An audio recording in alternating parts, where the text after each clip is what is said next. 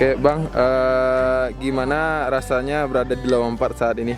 Wow, saya ada di Lawang Park, ketinggian 1300 mdpl, satu surga kecil di Sumatera Barat. Dan di sini ada kopi yang sangat enak, seenak kita berpikir politik. Karena itu secangkir kopi selalu menghangatkan gagasan politik. Jadi kawan-kawan, kalau Anda ada di Sumatera Barat atau ingin berkunjung menikmati kopi alam, di depan saya ada Danau Maninjau, ada perbukitan barisan, maka datanglah ke Lawang Park. Vote Lawang Park.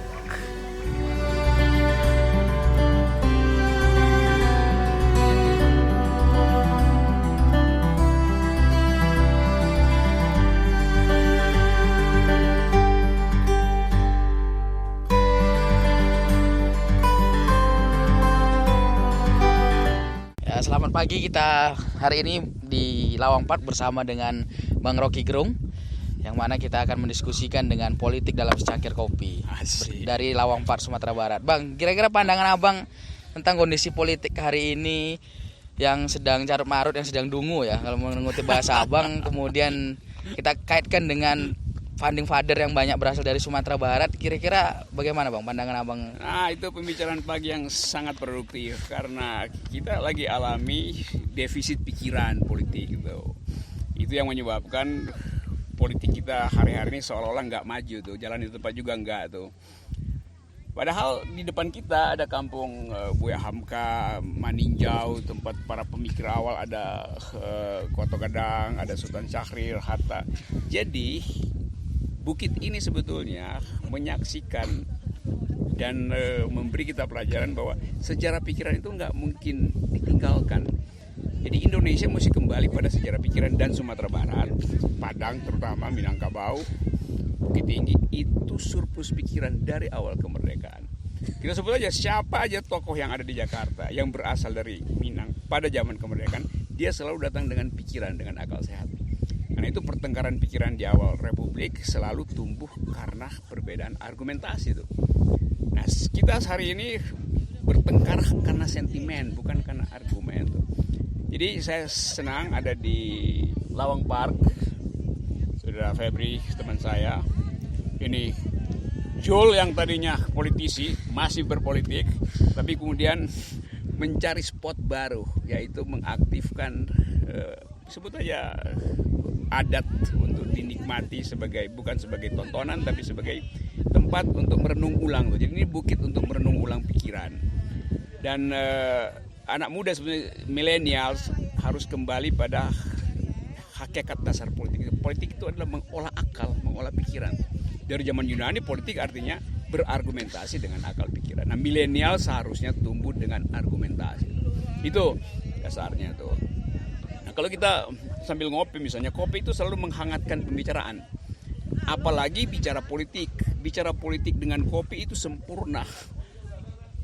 Nah, di dalam tradisi politik dunia yang disebut kafe dulu di Eropa, itu justru tempat berkumpul para pemikir untuk bertengkar tentang kebijakan publik itu. Karena itu disebut cafe society. Jadi kafe dan politik memang dari awal nggak mungkin dipisahkan. Nah, kita sekarang Indonesia setiap pojok mall ada coffee shop itu. Di setiap perapatan jalan ada coffee shop. Tapi seringkali dia sekedar tempat berkumpul untuk ya gosip segala macam tuh. Nah, saya lihat di Padang ada upaya baru untuk menjadikan kopi, rumah kopi, kafe itu sebagai tempat berpikir. Teman-teman, saya tahu ada teman-teman di Padang, Saudara Febri, Jul, berupaya untuk mengaktifkan ulang akal sehat di Padang, di Minang ini, dengan memfasilitasi satu tempat pertemuan sambil minum kopi tapi sambil memikirkan bangsa tuh.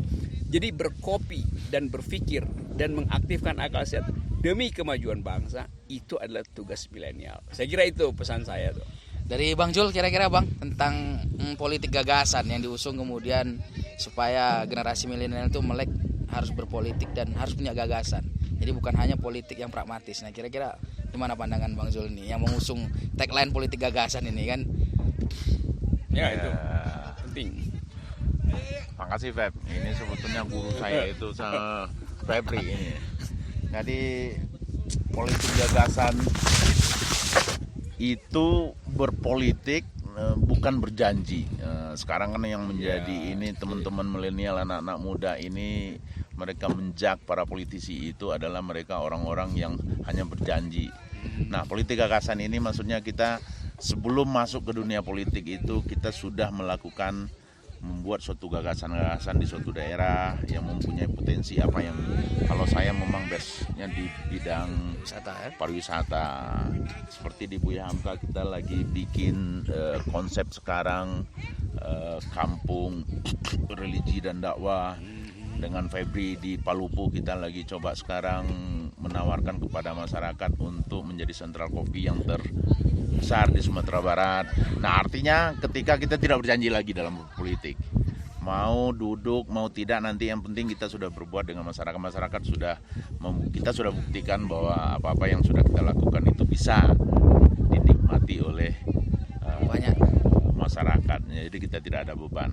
Nah, tinggal nanti seandainya kita memang diamanahkan untuk duduk, tinggal kita lebih percepatan dari gagasan itu bisa diwujudkan untuk masyarakat. Kira itu. Artinya sebelum melakukan berpolitik sudah ada tawaran yang konkret untuk orang kemudian bisa terlibat di dalam kegiatan gagasan tersebut. Kira-kira begitu Bang ya?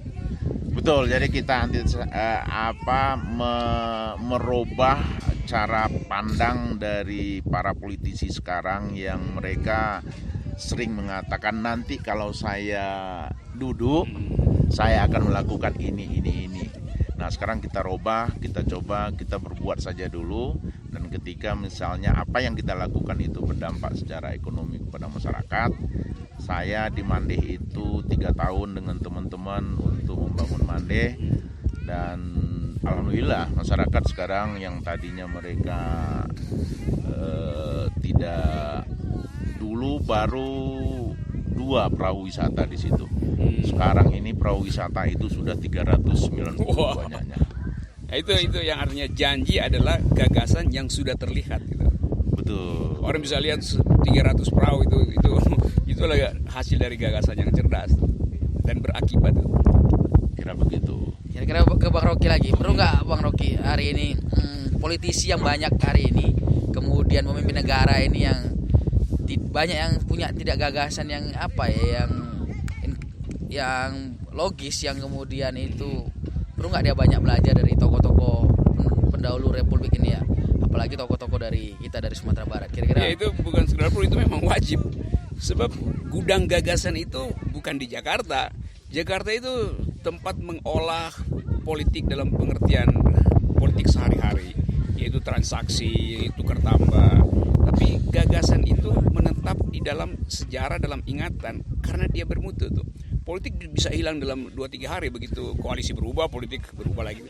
Tapi gagasan tentang Indonesia, gagasan tentang kemandirian manusia, gagasan tentang solidaritas, itu tumbuh karena pengalaman keras dari mereka yang menginginkan Indonesia tumbuh bermutu. Jadi puluhan tahun, lebih dari 70 tahun kita semacam kehilangan otentisitas dalam politik, yaitu politik gagasan. Politik mulai dengan ide yang kuat, politik mulai dengan meruntutkan jalan pikiran supaya tidak sekedar jadi konsumsi elit ide-ide politik itu. Dia mesti berakibat pada kesejahteraan. Jadi satu-satunya alasan kita berpolitik karena kita menginginkan distribusi keadilan itu. Nah, saya kira itu yang hendak dipesankan oleh percakapan pagi ini, bahwa berpolitik hanya boleh ditempuh bila tujuannya adalah mendistribusikan keadilan. Itu yang disebut sebagai politik gagasan. Oke, terima kasih Bang Zul dan Bang Rocky udah ngobrol ngopi santai enak banget pagi ini dari Lawang 4. Nah, mungkin banyak yang menarik lagi, nanti kita akan gali lagi bersama Bang Rocky Gerung dan Bang Zul. Mungkin demikian dari saya. Terima kasih. Lanjut kopi.